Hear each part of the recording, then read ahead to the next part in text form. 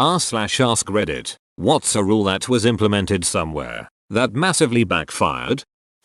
My company has a strict no alcohol policy. You can't begin work within 10 hours of having had a drink. So whenever there's a staff shortage and they need me to come in right away, guess who just cracked open a cold one? Company, but it's 6 AM me. Don't ducking judge me. Sorry boss, I'd really like to help you out but I had 2 beers with dinner last night around 11. I can't go on shift before 9 AM. My work has an infraction system. If you're a minute late, that's half a point. If you're up to 4 hours late, that's half a point. So if you're going to be a minute late, you might as well be 4 hours late because it's the same penalty. Edit. For those who keep pointing out that you would miss 4 hours of pay, I know. My work is weird and lets you fill in missing time with PTO at the end of the work week. We also don't get sick days. So you have to take PTO if you are sick. And even then you're likely to get points because you called in less than 24 hours before your shift starts. It's not an issue if you get half a point and don't get another for 6 months because the first one will have fallen off by then. I received 2 written warnings about being late at my last retail job, one for 10 minutes, the other for not being there 15 minutes before the store opened. Instead I was there 5 minutes before. The people who didn't show up at all, or called in sick 5 minutes before their shift, never got a warning. I told myself if there was ever another time I knew I was going to be late, I should just turn around and call in sick instead. Never got to test that in the end though, because I ended up getting a job in my field a little while after. So you're a farmer? English law in Wales set the death penalty for stealing a sheep. Welshmen caught stealing sheep would claim to be making love to them. They would get a lesser penalty for bestiality. The consequence of this is a Welshman gained a reputation as sheep shaggers. Sure, that's what the Welsh would like you to believe. I got to lettuce bang before I thought, this experience feels familiar somehow, and looked at the username. Feels like a while since I saw fresh u/Vargas in the wild. My institute banned porn sites in its Wi-Fi. Most people weren't tech savvy enough or bold enough to ask how to bypass it. Then the institute banned Facebook. Everyone learned using proxy in matter of days. Let's just say the servers were under heavy pressure then onwards. They have blocked Instagram, Facebook, Twitter etc. at my work. Only issue is we're a software development firm so we all know what a VPN is and how to use it. Edit. Thank you for the silvers, kind strangers. My company is big on pushing engagement via Twitter. Only problem? Twitter is blocked for being social networking.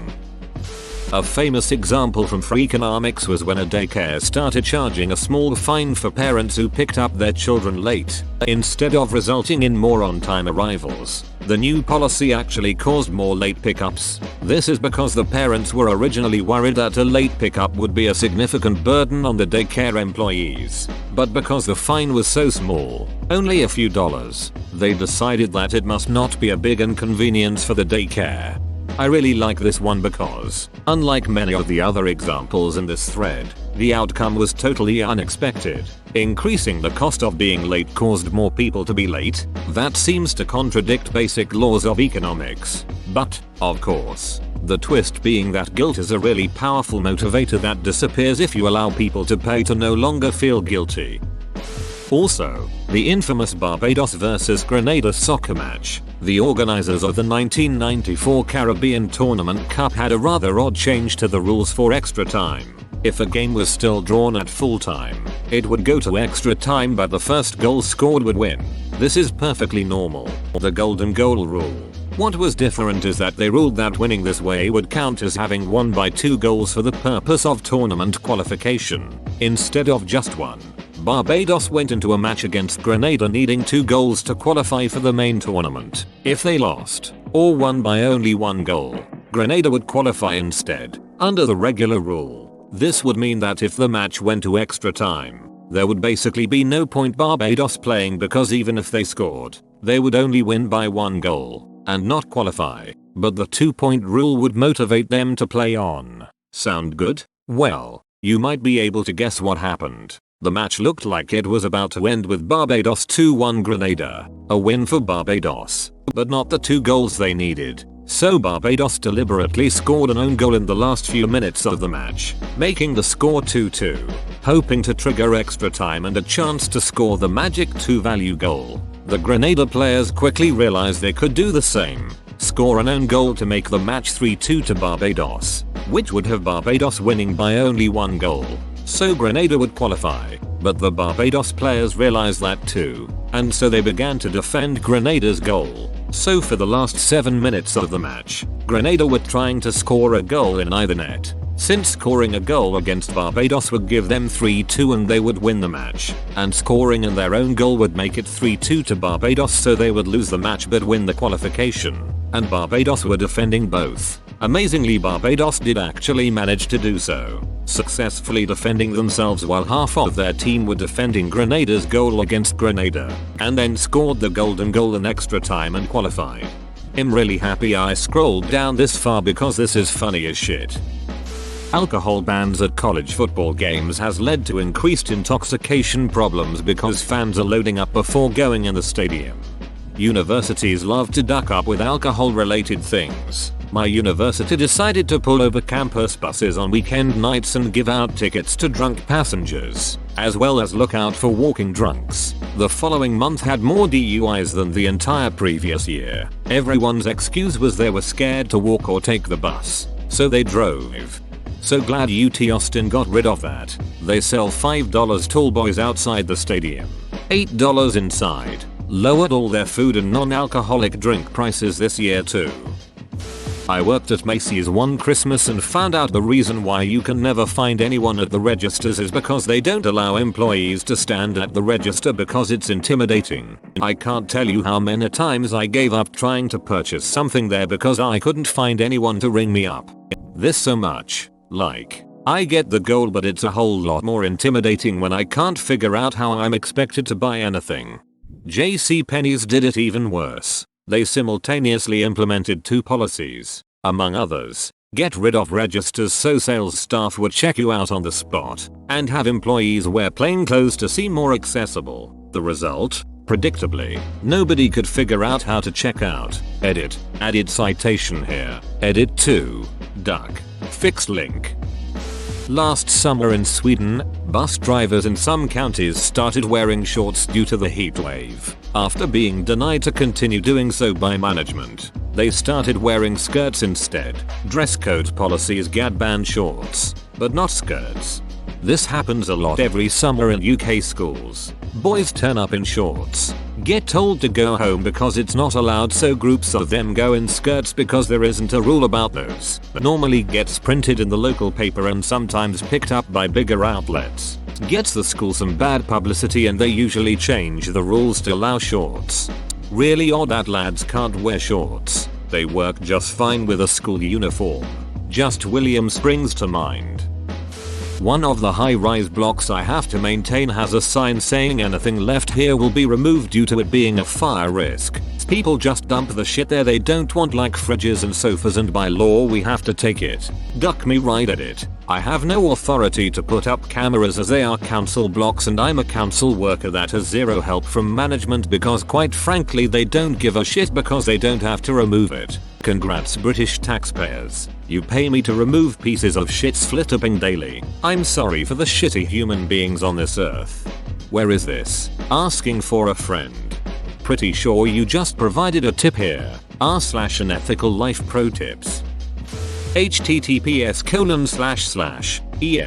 Wikipedia. Wiki Cobra Effect. The British government was concerned about the number of venomous cobra snakes in Delhi. The government therefore offered bounty for every dead cobra. Initially this was a successful strategy as large numbers of snakes were killed for the reward. Eventually, however, enterprising people began to breed cobras for the income. When the government became aware of this, the reward program was scrapped, causing the cobra breeders to set the now worthless snakes free. As a result, the wild cobra population further increased. The apparent solution for the problem made the situation even worse. Edit. Apparently someone else already posted this. My bad for not checking the thread. Shold hired Ricky Tikki Tavi. They would have turned him into a stud and then used his kids to get rid of the excess cobras. Then after the cobras are gone, You've got too many mongooses, monkeys, and now you need to breed a bunch of hawks to eat them. After too many hawks, we'll need to breed cobras to eat the hawk eggs. Dry counties were meant to reduce use of alcohol in certain areas, but they result in people who want to get drunk driving further away from home to do so, increasing the odds and frequency of drunk driving accidents. Also, many attempt to rescind dry county laws end up getting counted by campaigns paid for by the bars and liquor stores that set up on the edge of dry counties, typically under the guise of religious messages. This exact thing happened here a few years ago when it was on the ballot. Two measures were up. One to allow alcohol sales at the state level, and one to allow it at the county level. A few counties passed it at the county level but voted against it at the state level, so that their county would be wet in the middle of dry counties and they'd get out of county revenue. My county voted against it at both levels, with help of $1 in contributions from the largest liquor store just on the other side of the county line. We're a county with 3 colleges and they currently get all of that revenue. If we were to go wet, it'd cost them far more than they contribute to the campaign against it. It sucks. Central Arkansas, I'm guessing. At least we have all these private clubs to drink at now. The worst part is all the restaurants have to buy from liquor stores instead of distributors. The county line liquor stores just love it. In French Indochina, there was a major problem with rodents eating supplies and bringing disease. Given the plentiful supply of cheap unemployed workers, the colonial authorities thought they could be used to kill the rats and bring their numbers down. The French had a somewhat racially prejudiced view of the work ethic of the locals, so decided to pay them per rat killed rather than per hour worked. Each was compensated for every dead rat they handed over. A year or so later, the colonial authorities discovered the peasants had set up rat breeding farms in the jungle. Sounds similar to the Cobra effect. I had a teacher that told us about this happening in Italy, and when they took away the bounty for the snakes, people just released the snakes they had been breeding into the wild, in numbers larger than the population was before trying to get rid of them. Yesterday in Kenya, our governor in Nairobi banned public transport from getting to town, so people had to walk long distances to work. And since we don't have enough pavements, people ended up walking on the roads, like 3,000. And there was a traffic jam that lasted for more than 5 hours. The next day the ban was removed. People walking on the highway. Easiest way to fix things is to inconvenience people with money and power.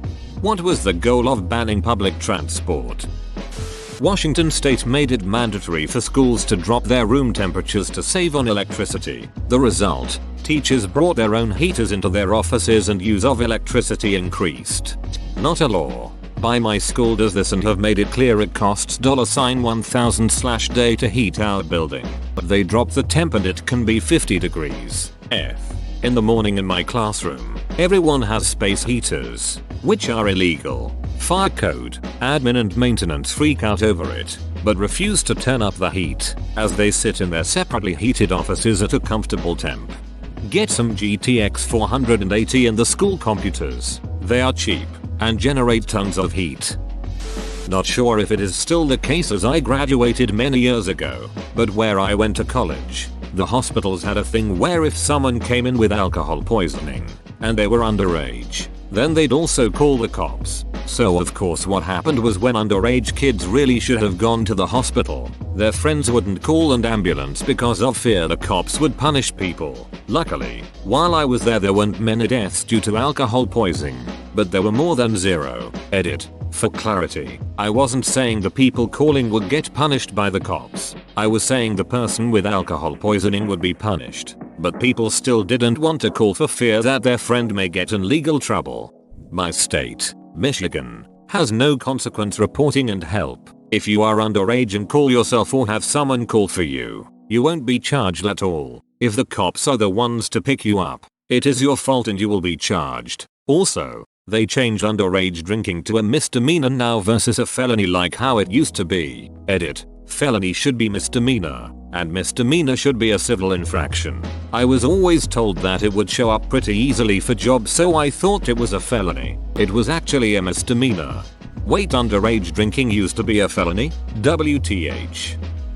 I worked somewhere with a clean desk policy on Friday afternoons. The common way round this was that everyone would just sweep all their paperwork into an envelope, stick it in the internal mail, and then it would arrive back on your desk on Monday morning. You wouldn't just, like, put it in a drawer. No, we didn't have much drawer space, and that tended to be where people kept tools, stationery, or custom bits of glassware that they'd had specially blown. At one point in history, the president of Paraguay tried to eliminate racism by making it illegal to marry someone within your own ethnic group. Needless to say, this was quite racist. Ha ha ha ha ha. I think you mean jaj. You have to eat whatever you touch was a rule in my kindergarten, which led to all the children touching all the food to call dibs on it. Does that also apply to like glue and shit? Oh god. Or the other children? Tag suddenly becomes lethal. Head teacher at the school I worked at made it a rule that the primary age kids, 5'11", weren't allowed to run when they were out in the playground. That was fun to try and enforce. Let's not allow young children to run on the playground during their recess at school. What could go wrong? Teachers, no running during recess. Also teachers, oh my god, these kids won't sit still and listen. They're bouncing off the walls. Teachers, https imgur comsave2gc jpg.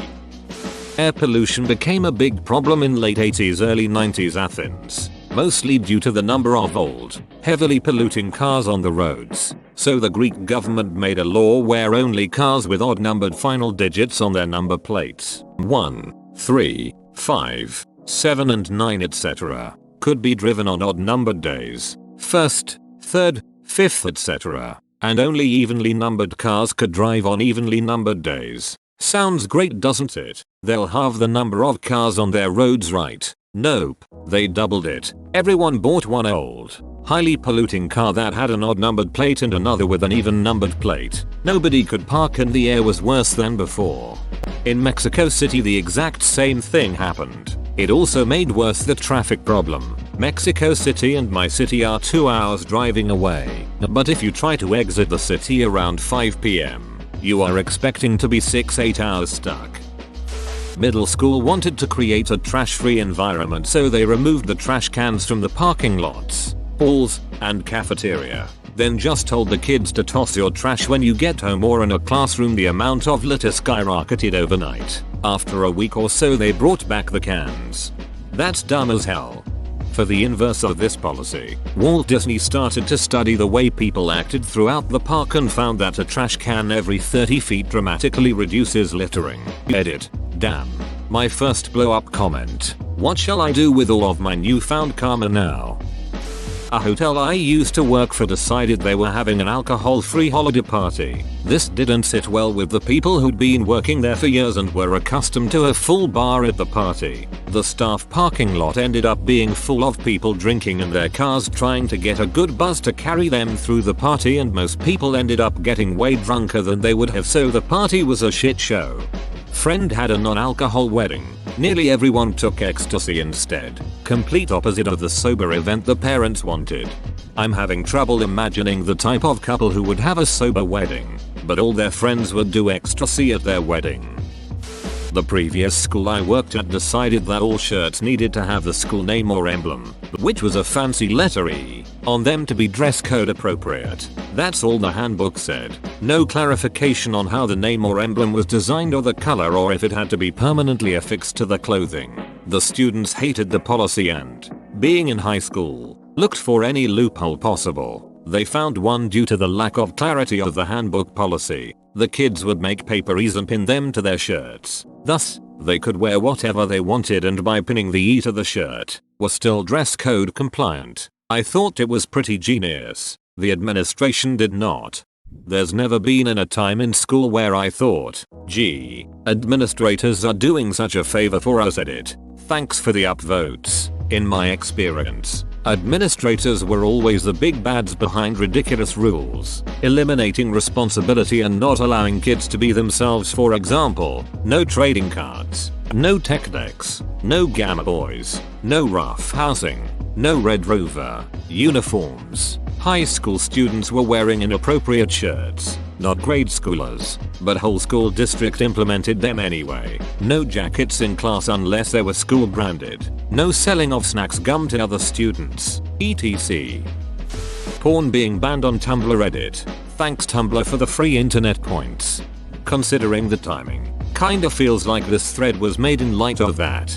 I can see the site being mained because of this.